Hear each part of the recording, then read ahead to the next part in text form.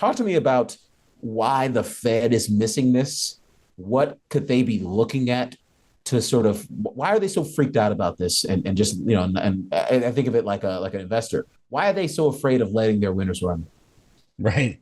Right. Well, I think, if you look back through typical employment cycles, they're often self-reinforcing, meaning that when you see a slowing of, demand for labor, that creates a slowing of incomes, slowing of spending, and, therefore a slowing of profits, and it becomes self-reinforcing through the employment channel. I think the challenge, what we're seeing right now is, and I should say, and often you can get early reads on that dynamic by looking at what I'd call sort of upstream labor indications. So something like, openings is an indication, is sort of an upstream labor indicator.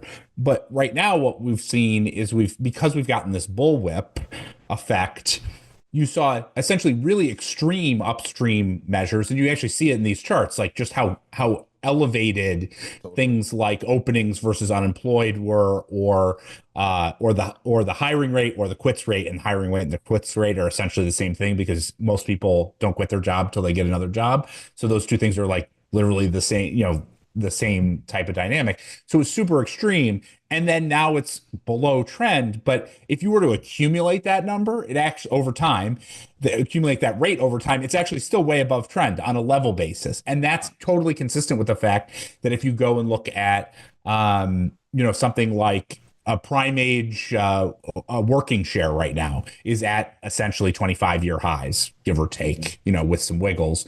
That's the indication, the level of the labor market, that is the level of the labor market, right? The level of the labor market is not the sort of second order upstream, maybe some indication.